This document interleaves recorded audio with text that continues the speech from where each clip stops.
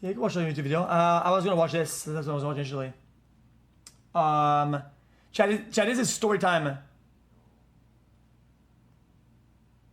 So I think this is a little bit different. Was this one any good? Is it worth watching or not? Any pre-watchers? I'll try. Why not? Yo. Go on. Yo. They ready ya? Wait, what is he? Sorry, Chad, I'm asleep. Catch y'all in dreamland. Go on. I could give it a chance. Somebody just shot our car up. I think my husband's dead. Okay, Dave, well, that's available. Dave, are you alive? On the night of April 28, 2024, the caller and her husband were returning home from his father's birthday party, unaware the night would end in a vicious attack on their lives. But as the call unfolds, it's clear she doesn't believe this was a random act of violence. The following is based on official police records released to date, and most of the footage has never been seen before until now. Dave, sit up. Dave. Hello? I'm here. Hello. We're getting you help on the way. Yeah, somebody shot him. I don't know if he's alive or dead. There's blood everywhere. Can you tell if he's breathing? I think I feel a heart pulse in his neck. I'm not sure. Somebody just shot like 1, 2, 3, 4, 5, 6, 7 shots at our car. And I don't know how many times. Did you see the other car or no? Yeah, we think it's my mother-in-law's neighbor. He was following us. We think he was following us on the freeway, and then all of a sudden he started shooting at our car. We don't even know why. He's kind of crazy. Honey, honey, are you okay? He's sitting up, but I can't tell if he's breathing or not. Okay. I don't even know where he shot. Oh, I think he shot in the head. Oh, this isn't good at all. This is not good at all. I see a police coming. I see the police car coming, but I don't know. He's shot in the head, and there's blood everywhere. Okay. Cuyahoga Heights police officers reached the police was there really horrific fast, scene, no? finding 59-year-old Jacqueline Perez covered in blood and standing at the driver's side door of a black Dodge that has been riddled with bullet holes. With a bullet wound in her left arm, Jacqueline managed to gain control of the truck to prevent a wreck or harm to any other drivers on the busy freeway. Her husband, 57-year-old David Perez, is slumped over in the driver's seat with multiple gunshot wounds to his head and body. Tragically, David is deceased.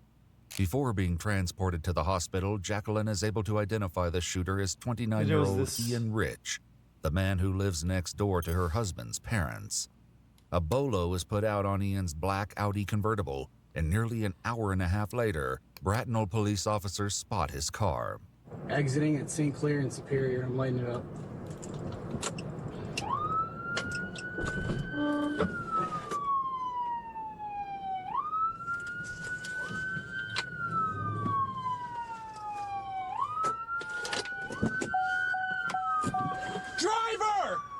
Driver! Hands out the window! Open the car door outside the window! Dude, good. Chat, you know what? Unlock. Chat, that's how it should be with these felony stops. Why do sometimes they stops are complete dog with these stupid ass PDs? That's exactly the way it should go down. Like, hands outside the window. Open the door. Keep your hands where I can see them. Keep your hands up. Step out of the vehicle. Face away from me. Hands in the air. Walk backwards to the sound of my voice. Stop. 92. Handcuff. Do not look at me. Stay there.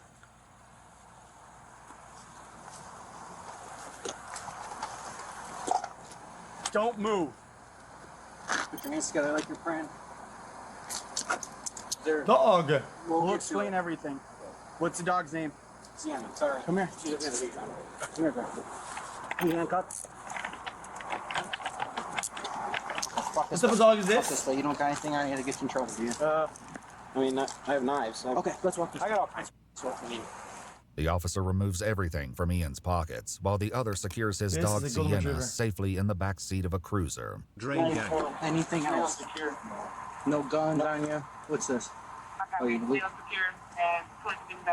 What's this? What's my... Oh, I do have in my shirt pocket right here. I have Yo. Where's 90 there. Okay, I got it. I got some drugs.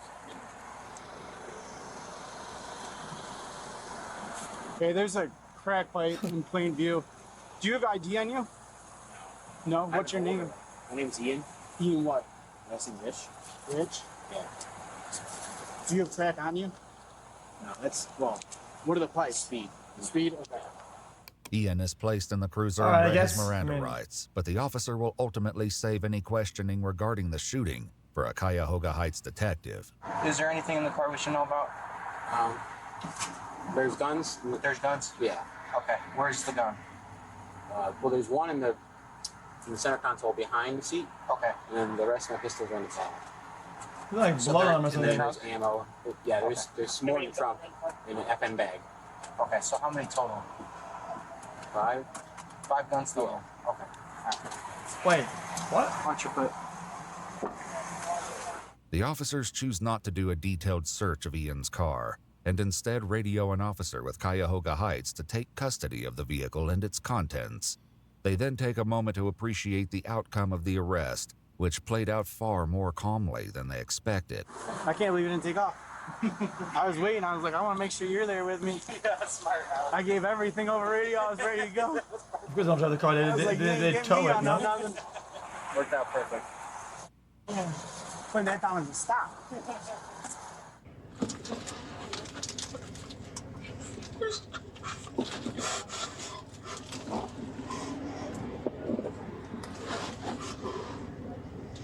The heck? An officer with the Cuyahoga Heights Police Department arrives and takes a closer look at Ian's car. Where are the 5? The 5 he said are in the trunk, right? He said. I think they're at the car. I didn't touch anything. I'm willing to bet they're You want me to roll down the back window for you? center console area. They're probably in there. Yeah, I'm not even gonna touch it. Officers begin transporting Ian to Strongsville Jail for questioning. But as for his dog Sienna, officers discuss whether a neighbor can retrieve her, or if they will be forced to take her to the local pound. Oh, good one. I would just rather, if it I came got to that. I'd rather go to my mom. Okay. My mom's got another dog. Okay. You She get doesn't it? want to take care of her, but she will. She has. They're never going to And retrieve. it wouldn't be the first time. Ian's dog Sienna has been collected by the Newburgh Police Department on more than one occasion, 'Cause and it's each a time his retriever. mother agreed to collect Dog? the dog. But Sienna's history with the police pales in comparison to Ian's, which spans multiple encounters over several years, and will later shed a tragic new light on his actions tonight. Wooden floor.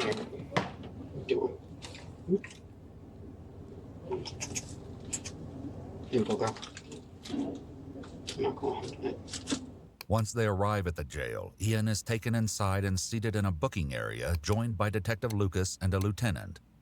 The following interrogation has been analyzed by a retired detective, who is also a licensed polygraph examiner, as well as a former hostage negotiation commander and instructor. Ian's Miranda rights are not read by Detective Lucas on camera prior to conducting this interview, as an officer has already read them at the scene. However, the delivery of the rights by another officer creates potential issues. Really? If Ian didn't fully comprehend the warning, any statements he makes going forward could be challenged in court. I got this blister. Okay. Why wouldn't they just double up just to make sure? Infected. Sure. Honestly, it would be good to get taken care of. Okay. Get a look at it. We'll take care of it Right after We've seen them triple up before. right after we have a little conversation, all right? A critical first step in any interview is establishing a baseline of the suspect's knowledge, awareness, and mental state. Given that Ian has a known psychiatric history, Detective Lucas should have assessed his orientation and level of understanding by asking basic facts such as the date, where they are, or why they're here. Instead, he begins the interview by asking Ian to describe his day, which he says began at around 10 o'clock this morning. What did you do after 10 o'clock when you woke up? Tried to clean up my garage. Okay. Doing a lot of demolition in there, I guess. Okay. Trying to renovate it. Newburgh Heights police records show a pattern of alarming behavior at Ian's home, including repeated noise complaints and property damage. 2 weeks before the shooting, his mother told officers the house was unlivable, with walls torn down in every room, and that Ian had been drilling into the foundation because he What? believed his neighbors were, quote, doing things underground. What? She What? also reported that he had schizophrenia and was self-medicating with drugs. The detective began appropriately by asking Ian what he did after waking up, which is an effective open-ended question. However, rather than allowing Ian the opportunity to speak freely, Detective Lucas quickly interrupts and shifts the conversation to his drug use. What kind of drugs are you on? It's meth. Meth? Yeah. Okay. How long you been on Dude, that? that's terrible. Not that long. Not long. Why'd you get on? I was on it for a few years. Okay. Non-stop. Every day. What? Then I went to rehab. Okay.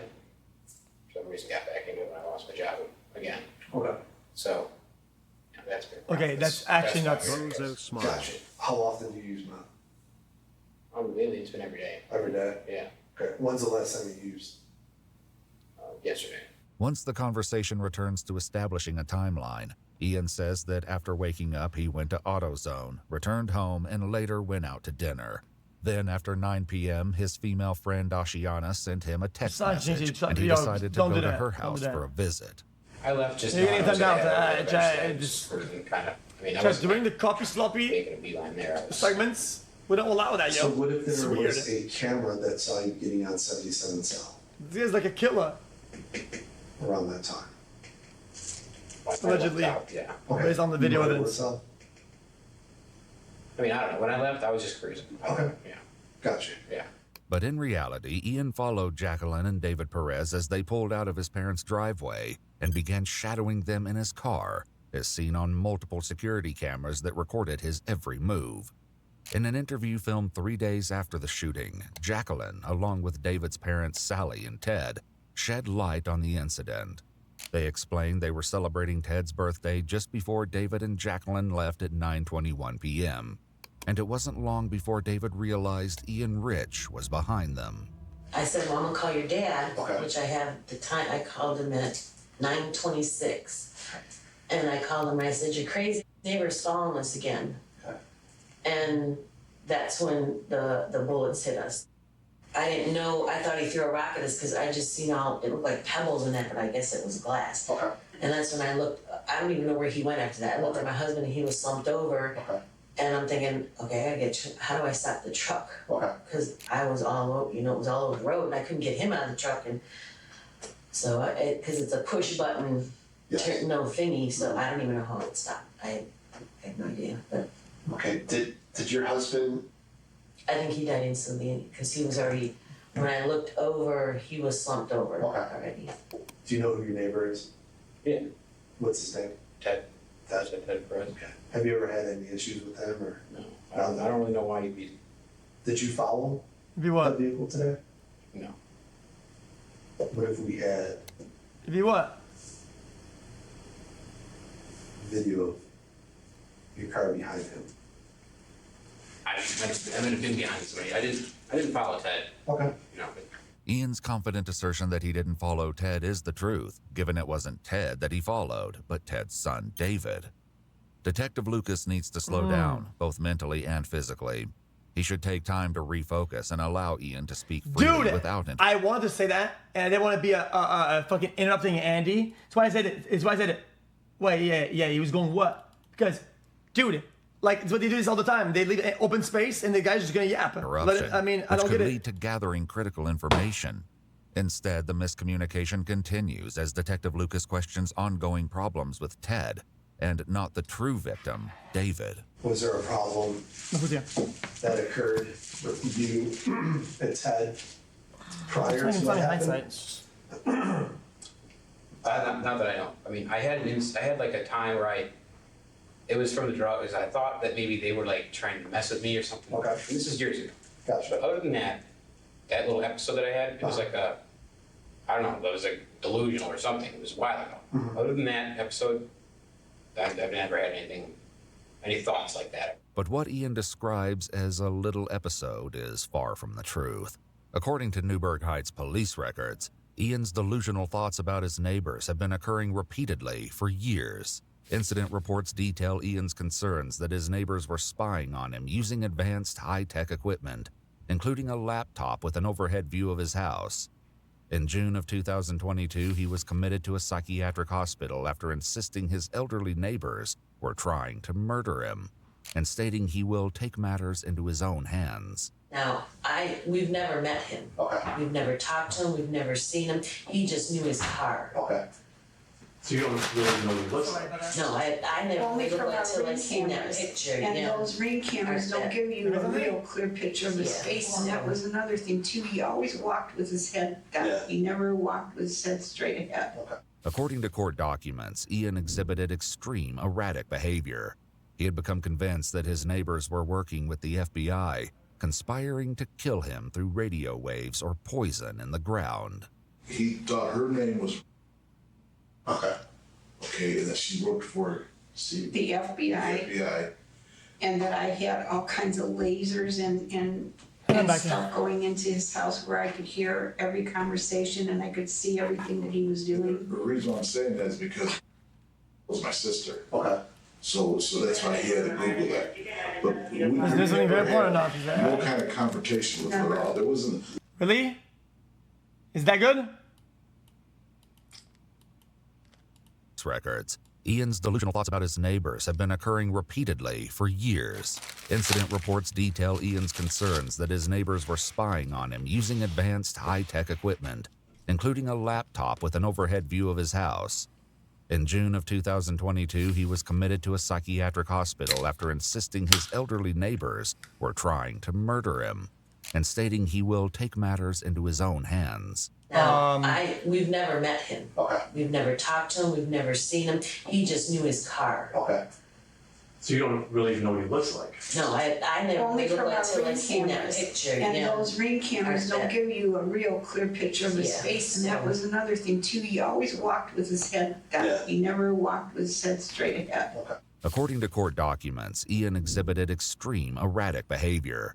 He had become convinced that his neighbors were working with the FBI, conspiring to kill him through radio waves or poison in the ground.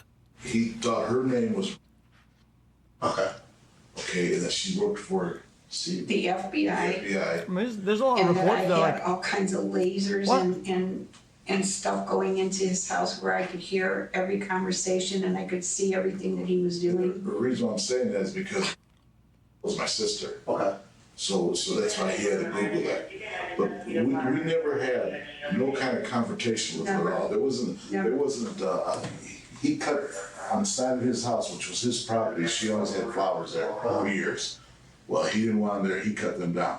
After this incident, which was reported in July of 2022, the Perez family told police they were, quote, concerned that his erratic behavior would progress into something dangerous to them. That time, there was nothing. You know, there was no FUs, no throwing nothing over. Nothing. There was never like a fear of him or anything? Well, Oh, yeah. there was a fear of him. There was a fear. Because of the stuff that He was did, doing. you know, and this is something I want to emphasize, and this is causing us a problem.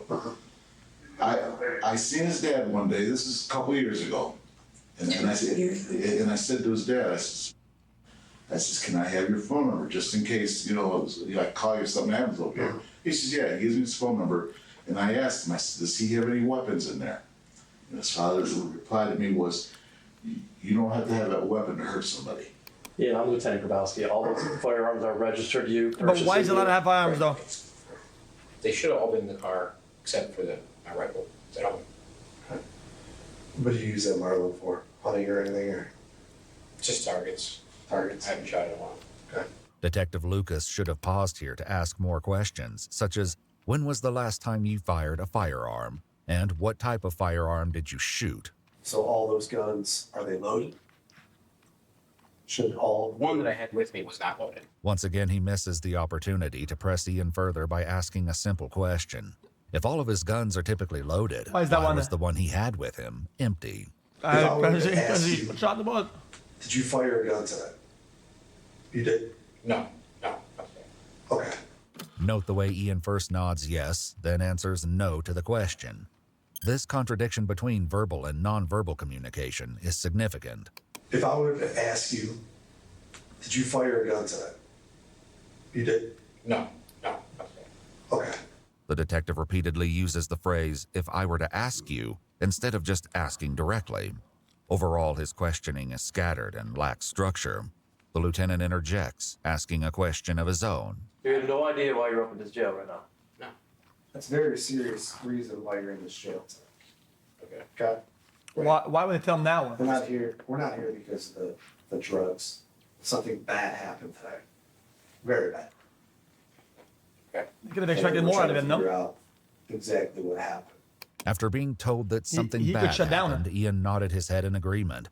But what's more important is that he showed no obvious surprise, concern, or curiosity in the form of follow-up questions. Is there any reason why you're not asking us what happened?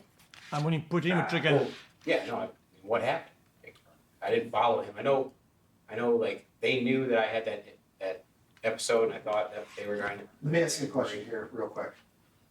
What put you over in Euclid and East Cleveland and all those other areas? Why were you over there? Honestly, I was just moseying my way over towards my friend's house. Again, Detective Lucas interrupted Ian during a critical moment. Ian finally asked what happened, but the detective never answered him. Soon after, the detective shifts the topic back to firearms, reminding Ian that they can test for gunshot residue on his hands. This seems to encourage him to change his earlier answer about not firing a gun today. Yeah, but it's competition. This I didn't accidentally fire it in my garage. Okay. If I was to tell you that there was bullet casings that were picked up on 77 Slop, if I were... are any of those casings going to come back to any of the guns that you own? I don't think so. Hopefully not.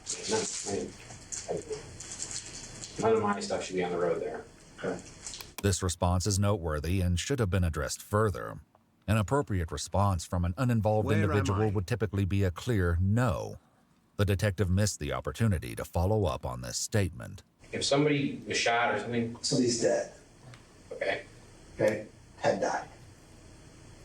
Ian shows no visible reaction to this news, and the detective is still naming the wrong victim. He's just going to give him all the cards for free? Life. 29. You can still get out. From today. Okay? Right. If something happens and I put in here that you sat here callous, I'm going to tell them. If you explain to me why this happened today, you have a chance. Right. Like I said, I'm not going to say that I didn't do it. I'm not going to, All the evidence. Right. Chad, this feels like a monologue. Saying they saw me, I didn't do that. You're in the area when it happened. I was, but I wasn't. I didn't do that. You shot them. Ian just admitted that he was in the area when the shooting took place, then quickly self-corrected. His statement should be explored further, as it suggests possible involvement, or at least uncertainty. This was a significant moment, and the detective misses the opportunity to follow up. I think you're just living in this crazy world where you think that you're going to be fine. It's not going to be fine. Is he life in prison or parole? This guy's just If telling Ian him were stuff. to confess now, he would have a good argument to say the only reason he confessed is due to the threat of life in prison versus the chance for parole. The use of threats and comments related to legal counsel could potentially affect whether this interview is admissible in court.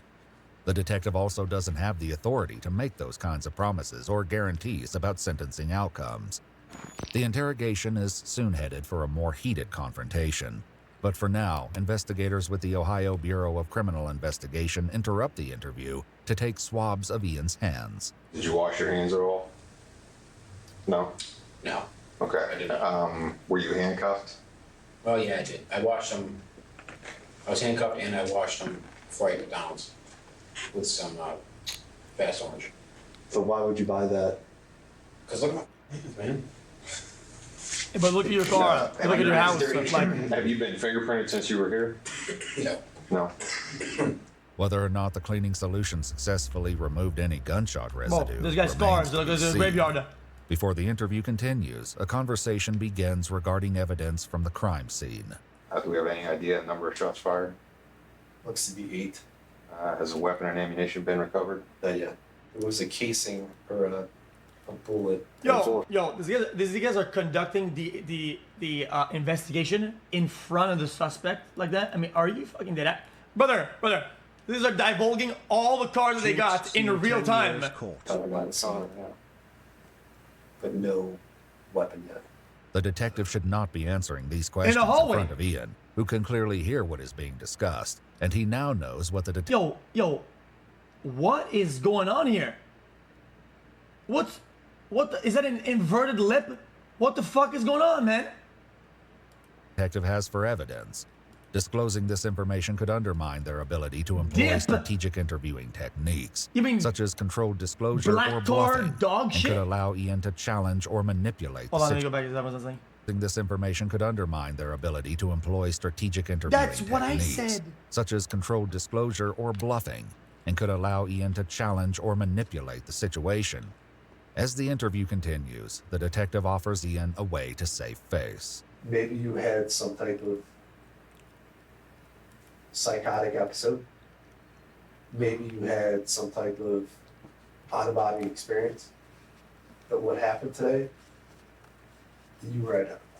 Ian nods his head in agreement, but Detective Lucas doesn't seem to pick up on the gesture. And I'm just trying to figure out why you do such a thing. And to help you, when this goes through court, why that? Establishing motive is not a necessary element for the interview at this stage. Yeah. While understanding the reasoning behind an incident is helpful, it's not essential to prove the case. They can't even get the him. detective's approach would have been more effective if he'd framed it in a neutral information-gathering way, such as, help me understand how this incident Motive occurred. is a big role. I didn't shoot. Don't say it. If people think this guy looks Hold like on. Jinx, Motive isn't irrelevant. It also but it hair plays is a gonna big fall role, out one day especially during if you keep sentencing. preaching it's retard xQcL. It plays a big and the jury, all that, the charges, of course it doesn't. Whether it's gonna be a hate crime, whether it was malicious, whether it was an accident, like it was motive was a big. I had another car today. If that happened near here, like you said, and it was my neighbor, and they identified me. Was it a robbery? Was it revenge? Something else happened. Someone else. What, did he spit it out? Hold on. That happened near here. Where? Like you said, and it was my neighbor, and they identified me for some reason. That's something else happened. Someone else did that or something, and they're trying to frame me. Or I have no idea. A good question for the detective to ask would be, why did you do who that? set you up and why? Instead, Detective Lucas takes a more direct approach. There's a dead guy. Right. There's a guy that is dead. Right. Dead. I was there. I saw him. He's like, my head's not gonna fall out. moves to the side of the head.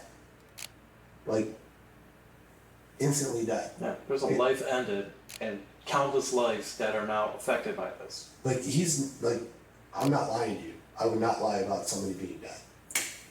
And this guy is sure dead. Like, not even close to being alive. Using the victim's name throughout this interview could have made the situation more personal and real for Ian, potentially breaking down some of his emotional distance. Consistently referring to the victim by name as a simple... Okay, this guy somehow is like some meth addict, seems more sane than this fucking dip addict. Like, this guy is tweaking on dip.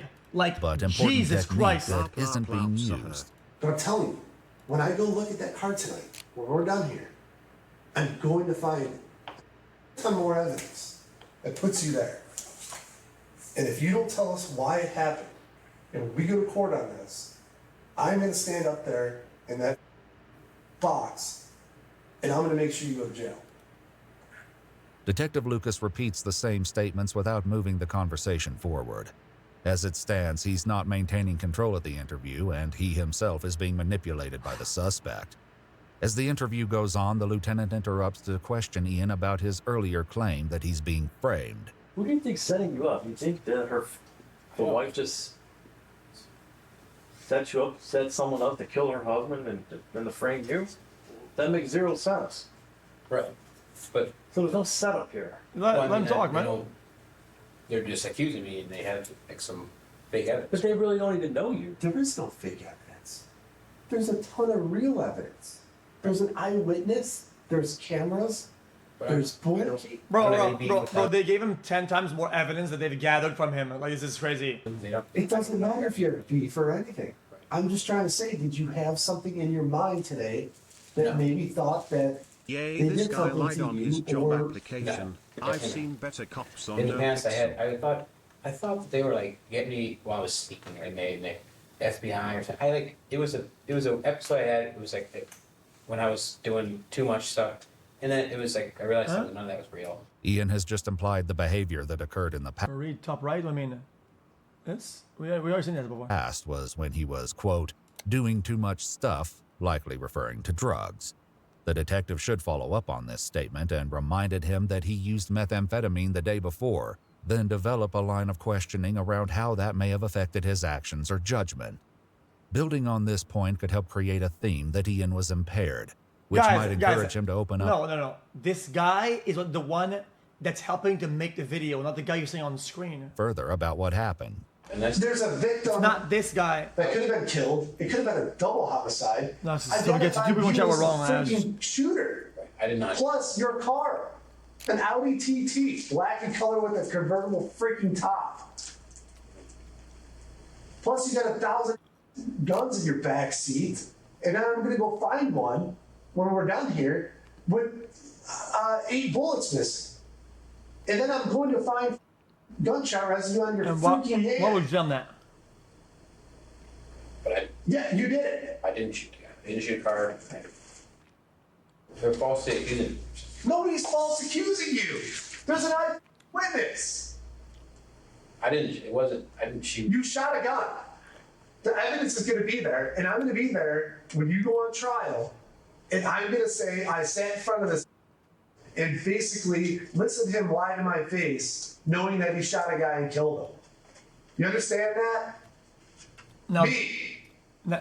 I'm your lifeline, he's your lifeline. And that's it. Yeah. If you don't understand that, I don't know what to tell you. Okay? Do you want to go to jail and sit with a bunch of murderers and I really don't. Well, guess what? If you don't tell us what There's the hell no shot this guy happened, conducts that's where you're interviews going. ever. Sorry, I mean. There's 1,000 pieces of evidence against you. 1,000. But why would I do that? Ian's question, why would I do that, suggests he's looking for a reason he can use to save face, where an innocent person would simply say, I did not do it. His question presents an opportunity for the detective to Lead him introduce on alternative explanations or themes. There you go, boom. For example, he could suggest the possibility that the firearm discharged accidentally, or that Ian intended only to scare the victim rather than shoot him. Instead, Detective Lucas continues pressing for Ian to share his own motive. There's 1,000 pieces of evidence against you. 1,000. But why would I do that? I don't know. That's why I'm asking. That's why I'm trying to tell you. If you would explain to me why you did this, I could portray you as a normal human being. I am a normal human being. I know you are. So tell me why you did it. I didn't do it. There's no reason to. I just saw him. I'm sorry. This guy's clearly not budging. He has to. I know you did it. You would have to lock him on. I'm just trying to figure out on concrete why facts. it happened and make you seem human. And I know you're gonna keep shaking your head. I didn't do it. But one day you're gonna come back and you're like, man, I wish I would have told that stupid detective what happened. No, Detective Lucas again resorts to making threats and is noticeably becoming frustrated and angry. At this point, it would have been more appropriate for the detective to take a step back or even pause the interview. Like I said, I did shoot a gun recently, and I honestly stand right next to the car, but shooting it, the other day. That's a dude. That, you think that we've been... Chad, that dip is diabolical. But bro, you think that we... He looks like he's got inverse lips. This is awful. You were standing next to your car and firing a gun. Yeah, imagine you kiss a guy as a girl and he has dip and you get a fucking black tar mousse shit in your mouth. You are full of absolute... You saw the garage, You're full of... You would not. You're cooked. You're absolutely cooked. Why is a guy too? That's all. Why is anybody? I just didn't want.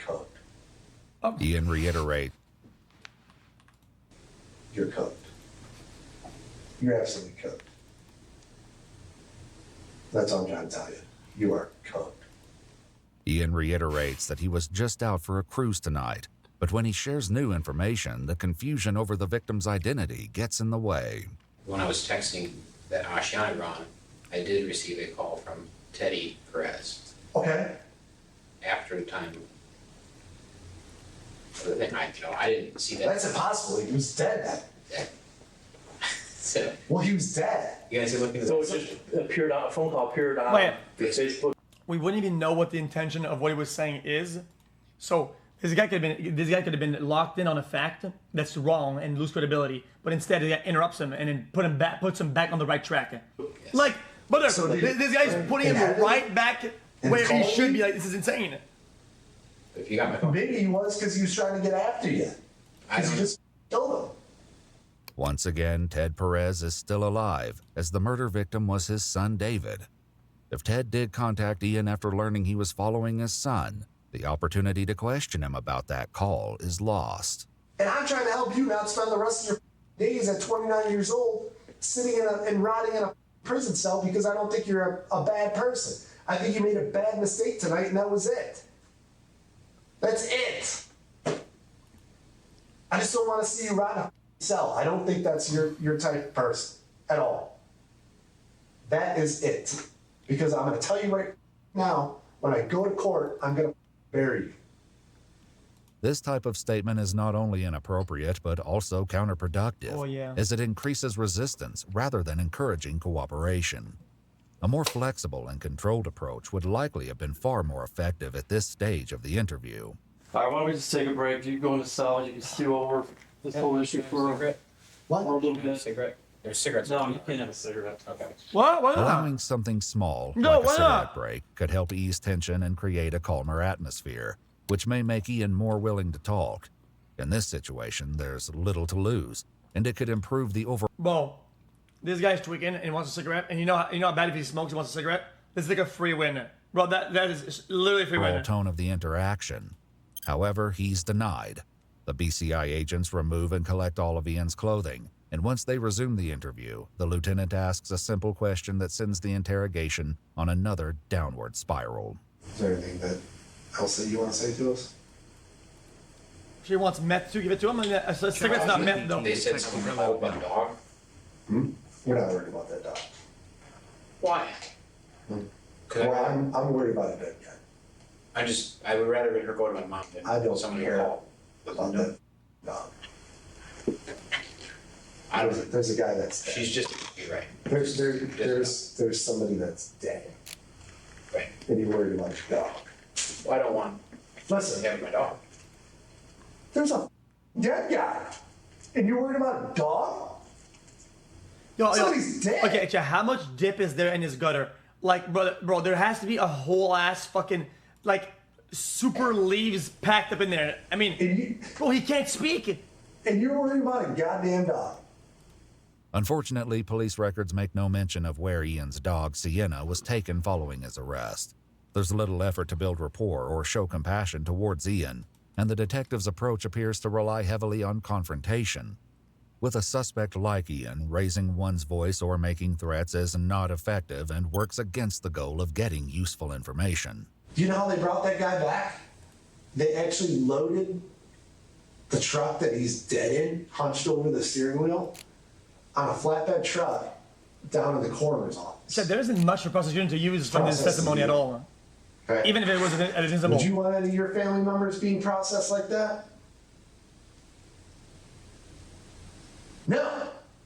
Meanwhile, David's family struggles with the tragic aftermath of a situation that has been escalating for some time. xQc, I think you are the best Malphite world almost pacifying us, where there's really not much we can do unless he actually hurts you or harasses you, and that wasn't happening. But we would hear him with beating on the walls of his house. Sometimes it would even shake our house because he was beating on the inside walls with sledgehammer and stuff, and he would take that sledgehammer back into his garage and then beat in his garage. I mean, people all over the lady across the street, and neighbors would hear all this. And that's why we were scared. But how does he get 5 guns though and a rifle? And then the police were there so many times too on a welfare check. His mother would send them over there to check. Welfare checks, reports of schizo, noise, shit like that, and they don't check for guns or ask if the guy has guns. And I mean, I'm sure don't they have a manifest with a name that says, oh yeah, he has a gun.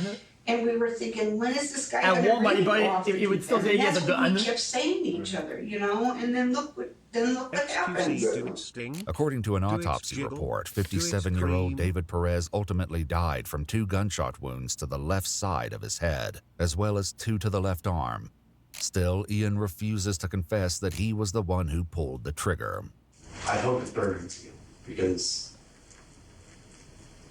if you're Is not the willing to forcing all right, cares more about the dog explain what happened or shed light, it makes you seem like you are a cold-blooded killer. If you want to see your parents again, bang a chick again, anything, you better come clean about it. Because if not, I will see to it that you don't. But if the evidence and all that does me in, then it does. If not, it doesn't. We go with that. I can't. Bro, think he's I didn't Batman. do that, you know, they got Bro, me behind. but this guy just watched Batman, The Dark Knight, and he thinks he's Batman in that room. So they set him up in a hallway, whatever, because it looks cinematic. I'm behind Like, it. it's So that awful. I don't. There's no reason to. There's no motive. I don't. I don't know those people. I don't care about them. You know, I'm a single 20. So why is he messaging you on Facebook? Exactly. I don't know. And why did someone call and want to take my dog? That's not someone that I want. Nobody gives a flying about your dog. Right, but I'm just saying. What if it's? XQC God, I just I don't know want what's to watch going you on, twerk while I jingle my dog ball I'm and the guy bark who's just like cruising your around. kitty. No, you. Okay. That's what you want to go with. You want to go with the guy cruising around. No, you want to go with the guy cruising around. Huh? You're a guy that was just cruising around. There's bullet flash, gun flashes coming from a goddamn Audi TT, triple black, into a goddamn truck that was a guy that was killed with an eyewitness. And you're gonna sit here and lie to me. You're gonna sit here and lie to me all day while I'm sitting here at 3 o'clock in the morning, and you're just gonna be with me. It's the dumbest thing ever. It's the dumbest thing ever. Man the up and say what you did. Be a man and say you killed the guy. I don't know why you did it, but just say you did it. You did it. You did it. And I don't understand it. I didn't know. You don't wait for a long time. Well, After I mean, nearly 3 not with hours this of questioning, questioning. 29-year-old Ian Rich left the interrogation without giving a confession. Even without an admission of Without giving shit, bro. Not just the not giving shit. Bro, they couldn't lock him on the one single fact that's gonna be hard for him to back away in court. That's gonna at least look that he's gonna lose credibility in front of a jury. There's nothing that the guy is actually on. I mean, he said nothing. The evidence against Ian was damning. BCI investigation reports reveal that Ian tested positive for gunshot residue on his hands, and that the 9mm handgun found in the center console of Ian's car was a match to multiple fired casings recovered from the crime scene. According to court documents, Ian Rich was indicted in May of 2024 on 1 count of aggravated murder, 3 counts of murder, 1 count of attempted murder, 2 counts of discharging a firearm on or near prohibited premises, and 4 counts of felonious assault, all carrying firearm specifications. On May 5, 2025, Ian Rich accepted a plea deal to reduce charges of involuntary manslaughter with a 5-year firearm specification, attempted murder with a 3-year firearm specification, and discharge of a firearm on or near prohibited premises. The court imposed a minimum aggregate prison term of 40 to 45.5 years in prison, with 402 days credited for time served. Well, Chad, there's a bunch of plus an modifiers in there. That's additional 2 why. to 5 years of mandatory post-release control. Jacqueline Perez later filed a lawsuit against Ian Rich and 3 members of the Newburgh Heights Police Department for the, quote, foreseeable, preventable, and police control. Jacqueline Perez later filed a lawsuit against Ian Rich and 3 members of the Newburgh Heights Police Department for the, quote, foreseeable, preventable, and wrongful death of David Perez, as well as she sued because they didn't treat the case seriously whenever they made the reports about him, or should I have not put the interview? her own injury. I mean, why not all of it? The lawsuit states the defendants share culpability for the actions of Ian Rich because they, quote, knew about the danger he presented and recklessly failed to fulfill their duties to the public. I mean, The even lawsuit is ongoing. yeah, I mean, even Watch even our if full true, I videos mean, as they were originally made, with no randomly muted words or details cut. I mean, it sucks, We've but it's also probably not dropped gonna go brand anywhere. new eWoo videos available only on eWoo Plus. Available now on iOS, Roku, Amazon Fire, Apple TV, and Google TV. Dude, Download eWoo buggers. Plus and see what you've been missing. Now blame the parents, bro. There's no way that you're so mad that I blame the parents when some kid is like some atrocious person that showed all the signs. Like, bro, there's no way you're still triggered about that. Like, are you a parent and your fucking child is running free? Is your child fucking doing whatever he wants all day? Like, why are you so mad? Like, go spend time with your child, man. I don't know you're here watching me, getting mad at me. You have a child. I bet you go raise your child, man. I like that's the whole point of what I was saying, man. Fuck's wrong with you? It wasn't just Dexter edits, you fucking bitch ass. The guy had diaries, t-shirts. His entire social media presence was on them in multiple ways, all about murder. There was a fucking notebook that says killing people. Like there was 2 kill shit right there. It was right there. It was right there. Bro, and do you think my parents would not blink an eye if all I watched was fucking a fucking super hardcore crime shit, fucking whatever at like 13 years old? Dude, that's kind of alarming. Like having some interest in criminal psychology or whatever, yeah, it's whatever. But I think this fascination with it, like when there's just too much around it, you have to ask some questions. You know what I mean? And monitor social media. Like, what is wrong with you?